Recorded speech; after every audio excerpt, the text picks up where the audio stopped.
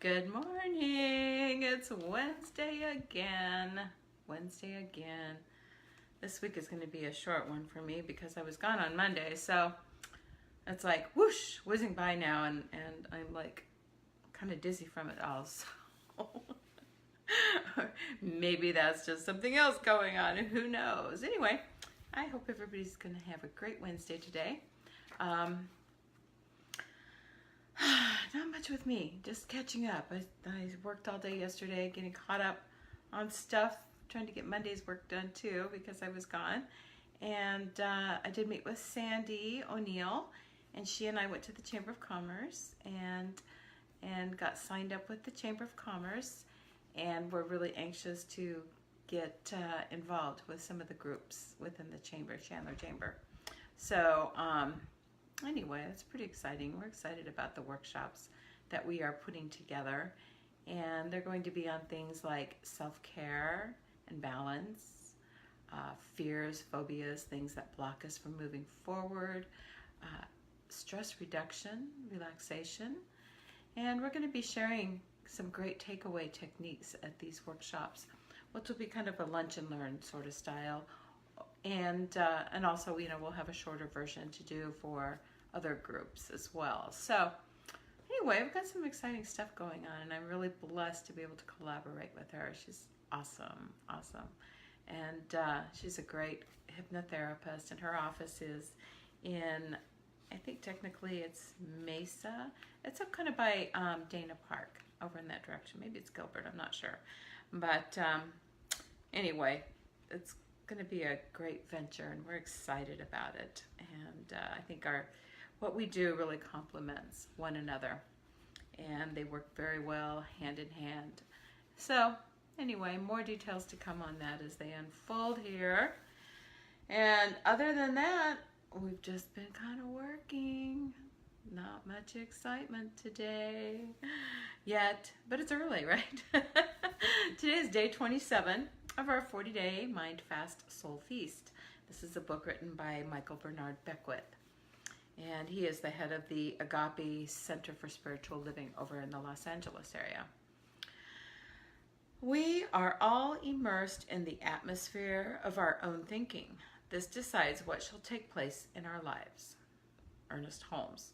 He is actually the founder of Science of Mind and the Centers for Spiritual Living. Thinker, thinking, and thought. Thought is energy.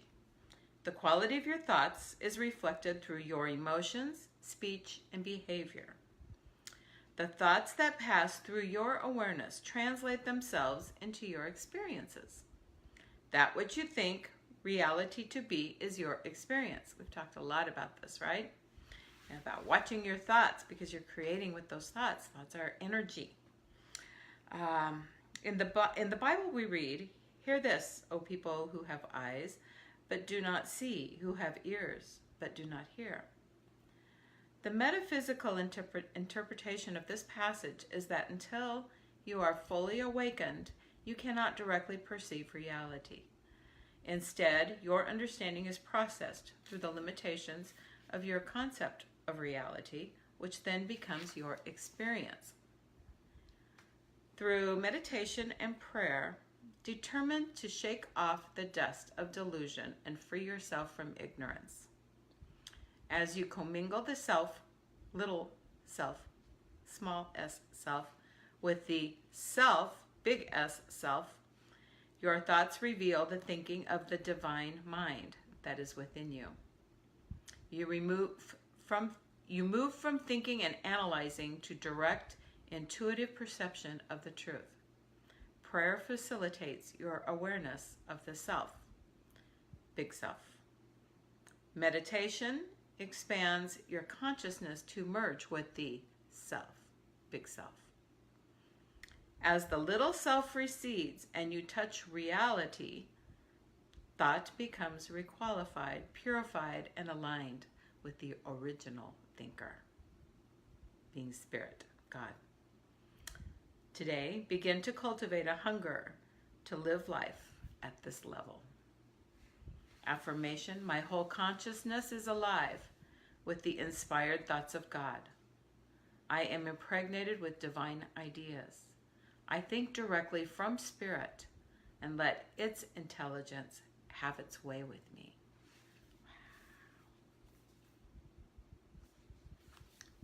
That's pretty cool. That's pretty cool.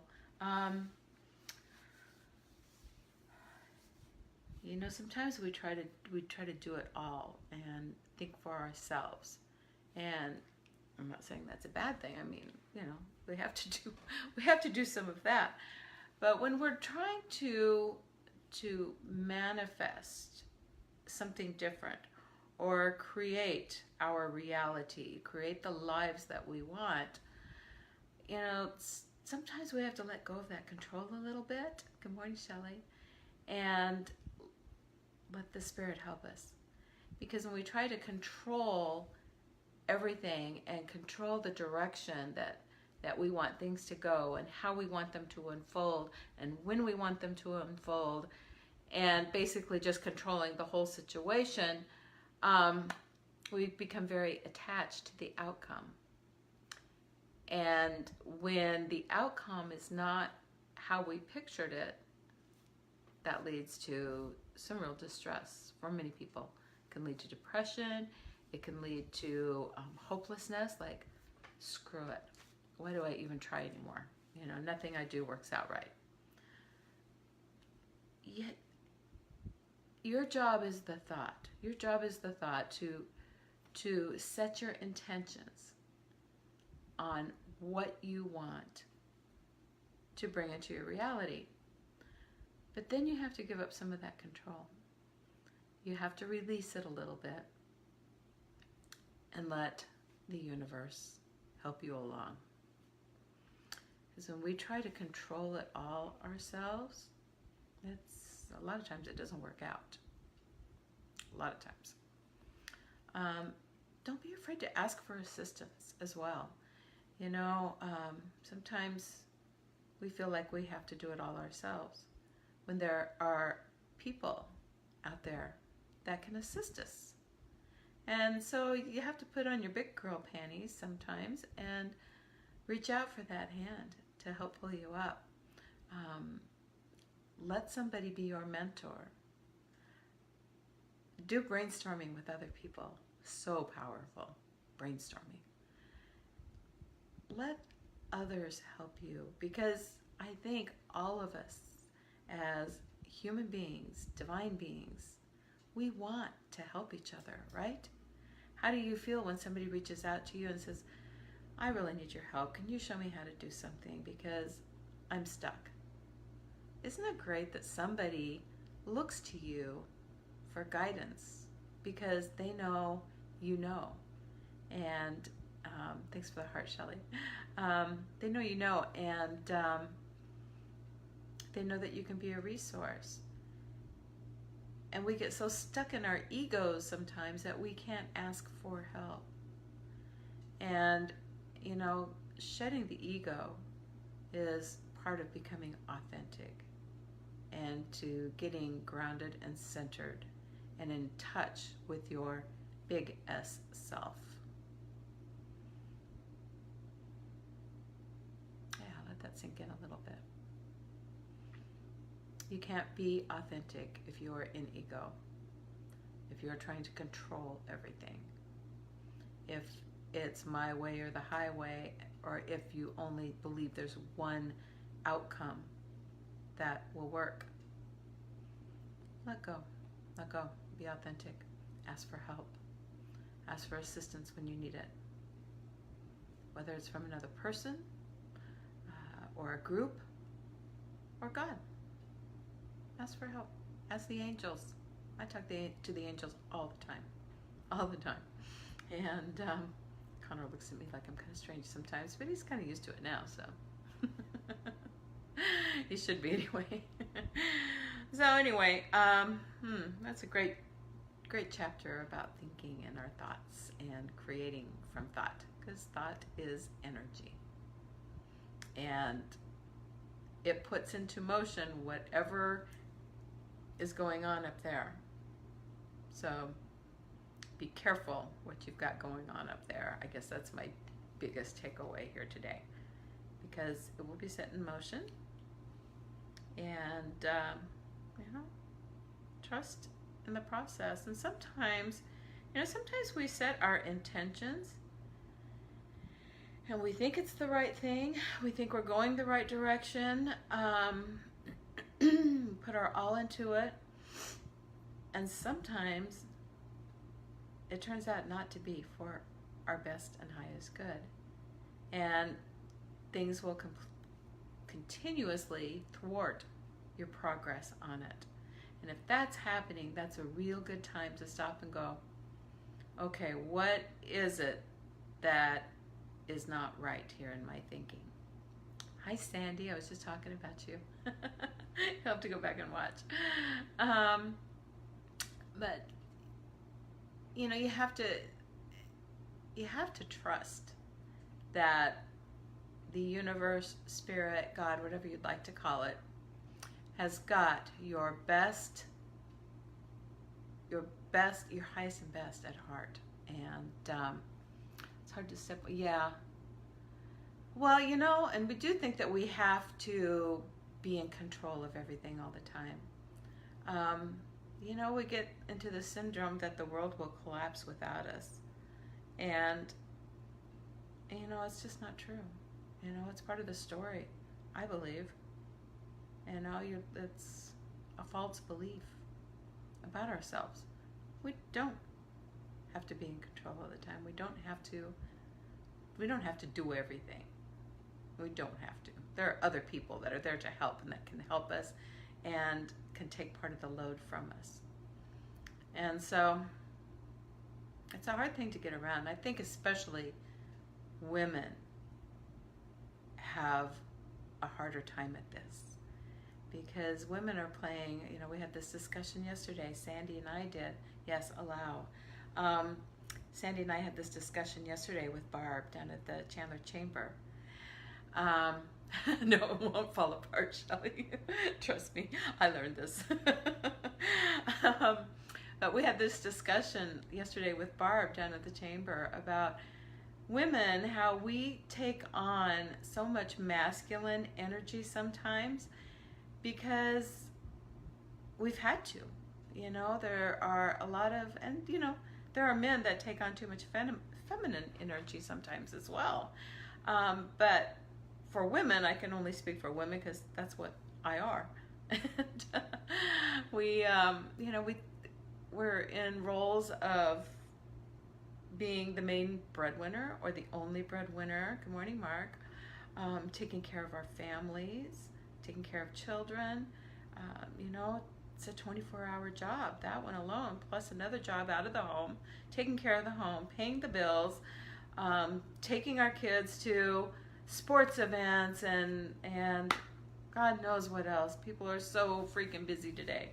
And women have taken on a lot of masculine energy. And when I'm doing Reiki, I really can feel that typically in somebody if they've become so masculine, and their energy has become so masculine. And so we have to bring some of that feminine back in. We have to take care of ourselves. We have to allow others to take care of us. And that's a process. It's not something, nobody waves a wand and goes, bing, you're a woman again. Unfortunately. We have sort of like wands between hypnotherapy and Reiki. They're kind of our magic wands, but it's not pure magic. It takes some work and it takes some time and it takes some dedication. You have to want it.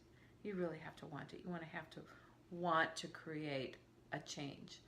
And, if you're at that point where you are not living your best life, if you don't feel fulfilled, if you feel like you have the weight of the world on your shoulders and there's no relief, that's that time you reach out and say, help, I need help. Self-care, so important. Balance, so important. Being able to relax and release the stress. And, that's what I love so much about what Sandy and I both do, is that We're there to hold that space for you. We're there just for you. It's all about you. It's not about anybody else. There's nobody else that needs to be taken care of in that time, just you. And when somebody holds that kind of sacred space for you, it's an amazing feeling. It's an amazing feeling. And anybody who's ever experienced that can tell you that. That's why I get women that say things like, I think that was the best hour of my life, with tears in their eyes. Because it's, we're not used to that, unfortunately. We should be, but we're not. And we need it really, really badly, because we've all become way too masculine. And a lot of people are feeling the frustrations now. This is going on way longer than I was intending, sorry. A lot of people are feeling those frustrations because our energies as a consciousness, our energies are shifting to a more feminine energy. And if you're stuck in your masculine energy and you're not able to flow with this new paradigm that we are experiencing, this shift, this energetic shift that is going on, you're probably feeling just totally frustrated. I see so many things on Facebook like, I just don't think I can do this anymore. Nothing's working for me. I don't even want to be here. There's a lot of people that are feeling that way right now. You're not alone in it. And it's a big wake-up call to take care of yourself. You can't pour from an empty cup. And so I will quit rattling on because I could talk about this stuff all day long, seriously. And it's my passion, it's my heart. This is what I love to do. I love doing Reiki more than anything else in the world. It fills my soul. It fills my cup when I get to do that, and I get to watch those transformations. Huge, huge, huge. Yes, masculine energy. I love that awareness you brought up. Yeah, thank you, because it's true. It's true, and I feel it in bodies when I'm doing Reiki. I can feel it in people's bodies, that imbalance. And so, be good to yourself. Take care of yourself. And treat yourself. You are so worth it. You're so worth it. And you have to put yourself first sometimes. It's not a bad thing. It really isn't. When you put yourself first, everybody around you benefits from that, because they will feel your shift. They will see the difference. So, that's my story. You guys have a great Wednesday. We're halfway through the week almost. And I will see you back here tomorrow morning. Let's have a sneak peek of tomorrow's topic, shall we? It is Laugh the Laugh of Buddha. Ooh, that sounds juicy. I'm excited. Okay. Have a great day. I love you guys. Peace and blessings. I'll see you soon, shall we? Bye.